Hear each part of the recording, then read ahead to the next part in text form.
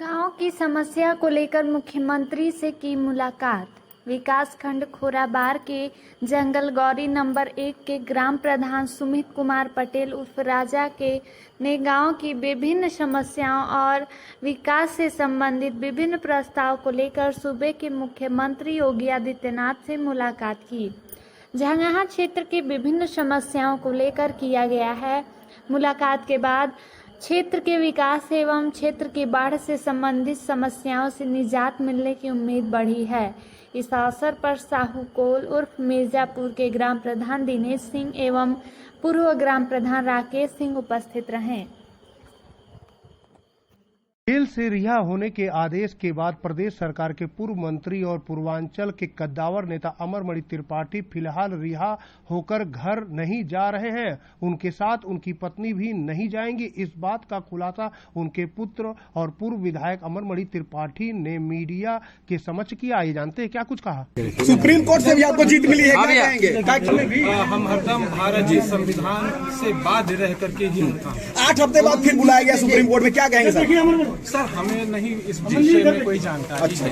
हमें इस विषय में कोई जानकारी नहीं है। अगर हमको कहीं किसी ने नोटिस या सुप्रीम कोर्ट हमें नोटिस करेगी जी, तो हमारे सभी अधिवक्तागण उसका जवाब देकर के सुप्रीम कोर्ट। तो पिताजी आज ही आपके घर जाएंगे या रहेंगे आज यहाँ? मैंने आपसे बताया सर कि वो बेहद उनकी तबीयत खराब है, माता। अच्छा, यही रहेंगे आज? ठीक, धन्यवाद। कब तक रहेंगे? कितने दिन सर? कितने? डॉक्टर के सर्विलेंस में है सर जी। ये डॉक्टर्स डिसाइड करेंगे कि उनको कब डिस्चार्ज करना है, कब रिलीफ करना है, कब दवा देने बुलाना है। सब डॉक्टर आज नहीं जाएंगे ना? क्या हायर सेंटर रेफर करेंगे? नगर पंचायत घकसरा कार्यालय पर बीजेपी कार्यकर्ताओं की बैठक। घकसरा नगर पंचायत कार्यालय पर चेतना महाअभियान के तहत बीजेपी कार्यकर्ता की एक बैठक शनिवार को संपन्न हुई। बैठक में नगर पंचायत अध्यक्ष ब्लॉक प्रमुख के अतिरिक्त भारी संख्या में कार्यकर्ता मौजूद थे।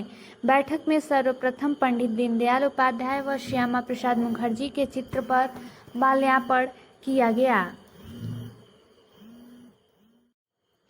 राजेश सिंह ने किया भाजपा प्रत्याशी के लिए उपचुनाव में जनसंपर्क। धर्मेंद्र सिंह पालीवाल ने भी आम जन को भाजपा के पक्ष में किया जागरूक। घोसी उपचुनाव में किसान मोर्चा के प्रदेश अध्यक्ष संघ किया जनसंपर्क। मऊ के घोसी विधानसभा सीट उपचुनाव को जीतने के लिए संगठन की तरफ से गोरखपुर जिले के नेताओं को भी लगाया गया है। नेताओं ने मतदाताओं से संपर्क बनाने के लिए जनसंपर्क करना शुरू कर दिया है।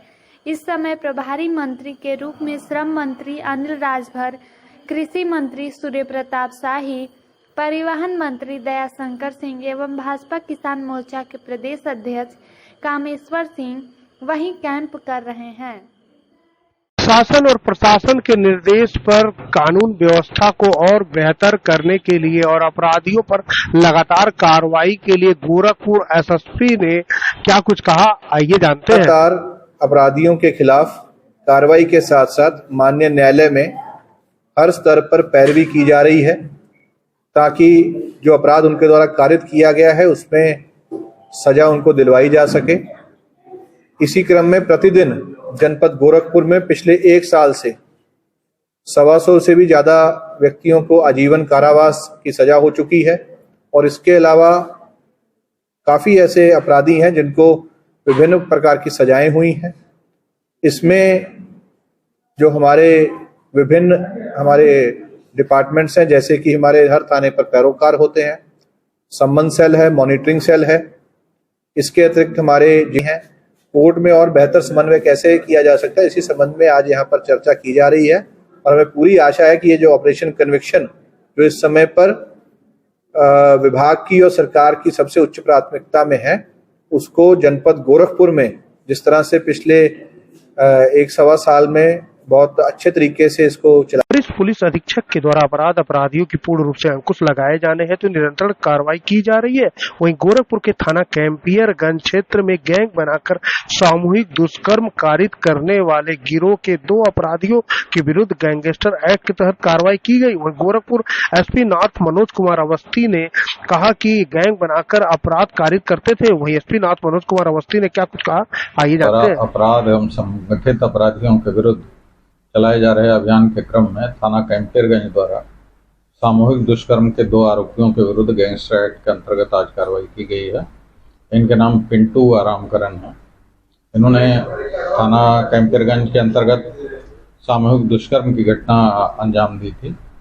इनकी संपत्तियों के बारे में भी छानबीन की जाएगी तथा अवैध अर्जित संपत्तियों के भरी गर्मी से जहां गोरखपुर शहरवासी हो रहे थे परेशान, वहीं गोरखपुर में लगातार 2 से 3 दिन तक बरसात होने से जनजीवन अस्त व्यस्त हो गया। वहीं गोरखपुर शहर में लगातार हो रही बरसात से गर्मी से काफी लोगों को निजात मिली, लेकिन अब बरसात लगातार होने से छात्र छात्राएं स्कूल कॉलेज जाने में काफी दिक्कतों का सामना करना पड़ रहा है। वही मौसम विभाग की माने तो अभी 1 से 2 दिन तक और बरसात होगी। गोरखपुर जब गौतम गुप्ता आपदा विशेषज्ञ से पूछा गया तो गौतम गुप्ता ने क्या कुछ कहा, आइए जानते हैं। आज तक का एक पूर्वानुमान हमारे पास उपलब्ध कराया गया था और कल में यही बताया गया है कि कल को यह ग्रीन जोन में ही रखा गया है गोरखपुर को।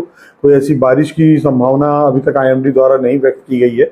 यदि अगर लेकिन मौसम मानसून का है और थोड़ा मौसम अनप्रेडिक्टेबल है तो यह संभावित है कि हो सकता है कि बारिश हो, लेकिन कहीं कोई भारी बारिश या इसकी कोई चेतावनी। रामगढ़ताल थाना पर थानाध्यक्ष संजय कुमार सिंह की अध्यक्षता में थाना समाधान दिवस का किया गया आयोजन। फरियादियों की सुनी गई समस्याओं को निस्तारण के लिए अधिकारियों को दिए गए निर्देश। वही रामगढ़ताल थाना पर थानाध्यक्ष संजय कुमार सिंह की अध्यक्षता में थाना समाधान दिवस आयोजन किया गया। इस थाना समाधान दिवस पर अधिकतर मामले भूमि विवाद और धोखाधड़ी से संबंधित आए और कुछ मामले लड़ाई झगड़े से संबंधित आए, जिसका निस्तारण के लिए थानाध्यक्ष संजय सिंह ने संबंधित अधिकारियों को और पुलिस को राजस्व को संयुक्त टीम को बनाकर जांच का निस्तारण के निर्देश दिए। उन्होंने कहा कि थाने पर आए हुए सभी फरियादियों की समस्याओं का निस्तारण करना ही हमारी प्राथमिकता है। इस अवसर पर उप निरीक्षक ओम प्रकाश विद सहित अन्य लोग भी मौजूद थे। वहीं बड़ी संख्या में फरियादी अपनी अपनी समस्याओं को लेकर थाना दिवस पर रामगढ़ताल पर पहुंचे। पुलिस अधीक्षक के द्वारा अपराधियों की पूर्ण रूप से अंकुश लगाए जा निरंतर कार्रवाई की जा रही है। वही बांसगांव पुलिस ने एक ऐसे अपराधियों को गिरफ्तार किया गया जो ग्राहक सेवा केंद्रों पर लूट की घटनाओं को करते थे कारित। वहीं गोरखपुर SSP ने क्या कुछ कहा, आइए जानते हैं। ये जो ग्राहक सेवा केंद्र के संचालक हैं, ये उस दिन कहां से चले थे, कहां रुके थे, क्या रूट इनके द्वारा लिया गया, लॉजिस्टिक सपोर्ट और घटना करने के बाद इनको छुपने की जगह देने वाले 2 अन्य अपराधी भी इसमें अरेस्ट हुए हैं। इनके द्वारा थाना बांसगांव में घटना करने के अतिरिक्त पिछले कुछ दिनों में जनपद आजमगढ़ और जनपद अंबेडकर नगर में भी घटना की गई है, जिसका वर्कआउट भी आज इस घटना के साथ हो रहा है। जो घटना में इनके द्वारा कैश लूटा गया था उसमें से इनके पास से 89,000 से भी ज्यादा की जो रकम है, लगभग 90,000 की, इस पूरे प्रेस नोट में दिया गया है। इस बांसगांव की घटना के अतिरिक्त आजमगढ़ की 4 घटनाएं इसमें प्रकाश में आई हैं और एक अंबेडकर नगर की घटना इसमें प्रकाश में आई है। इससे पूर्व भी एक घटना जो पिछले साल थाना बेलघाट क्षेत्र में हुई थी, उसमें भी करण नामक व्यक्ति का नाम आया था, परंतु उस समय वो नाबालिग था और इस कारण से गैंगस्टर एक्ट की कार्रवाई उसके ऊपर। पेट्रोल पंप पर पेट्रोल डलाने के दौरान पेट्रोल पंप के कर्मचारी ने जब पैसा मांगा तो आरोपियों ने पेट्रोल कर्मचारियों की बुरी तरह पिटाई कर दी। वही पिटाई का वीडियो वायरल होने के बाद पुलिस ने संज्ञान लिया। इस मामले पर SP साउथ ने क्या कुछ कहा, आइए जानते हैं। उसके बाद गए लोग और वहां से निकल करके जाने के बाद आधे घंटे बाद लौटते हैं और धड़धड़ाते इस तरह से आ रहे हैं। आपने देखा होगा कि बुलेट मोटरसाइकिल, उसके केबिन का जो शीशा होता है उसको धक्का देते हुए बुलेट अंदर तक पहुंचे। 7 लोग कुल लोग थे। 2-3 आदमी अंदर पहुंच करके और लाठी डंडों से एक कर्मचारी की बुरी तरह जिसने पैसे मांगे थे उसकी पिटाई करने लगे। पेट्रोल पंप मालिक तत्काल पुलिस को बताए। इसमें FIR दर्ज हुआ और काफी लोगों का नाम हम लोगों ने चिन्हित कर लिया है। इस तरह की गुंडागर्दी किसी भी कीमत पर कभी भी बर्दाश्त नहीं की जाएगी। उसी के तहत तत्काल उनके खिलाफ मुकदमा लिखा गया। सारे लोगों का नाम प्रकाश में ला करके 3 लोगों की इसमें से गिरफ्तारी हो गई है।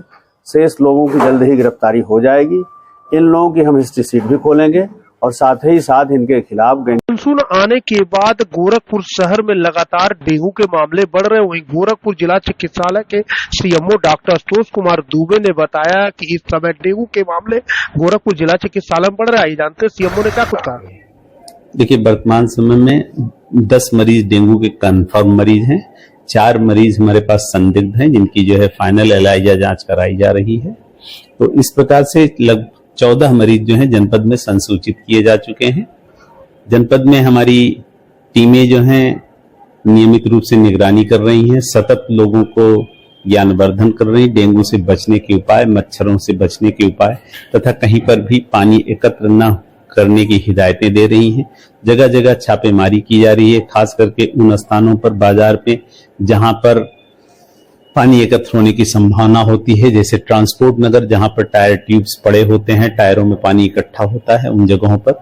गांव में, घरों में, मोहल्ले मोहल्ले में हमारी टीम जाके लोगों को सेंसिटाइज कर रही है कि छतों पर कबाड़ न इकट्ठा करें, कोई ऐसे पात्र हों, गमले हों या कोई चीजें जिसमें मच्छर इकट्ठा हो, इस पर लगातार नियमित कर रही है। सफाई करें और कहीं पर भी अगर पानी एकत्र है, चाहे वो कूलर हो चाहे गमले। मौसम में एकाएक बदलाव की वजह से गोरखपुर जिला चिकित्सालय में मरीजों की संख्या बढ़ने लगी। गोरखपुर सीएमओ डॉक्टर संतोष कुमार दुबे ने बताया कि पहले की अपेक्षा जिस तरह मौसम में बदलाव हो रहा है, मरीजों की संख्या में काफी इजाफा हो रहा है, जिससे सर्दी, जुकाम और फीवर के मरीज गोरखपुर जिला चिकित्सालय में सबसे ज्यादा आ रहे हैं। लेकिन जिला चिकित्सालय में अगर व्यवस्थाओं की बात करें तो व्यवस्थाएं पूरी जिला अस्पताल में हुई। गोरखपुर सीएमओ ने बताया कि मरीजों की संख्या में इस समय काफी इजाफा हुआ है।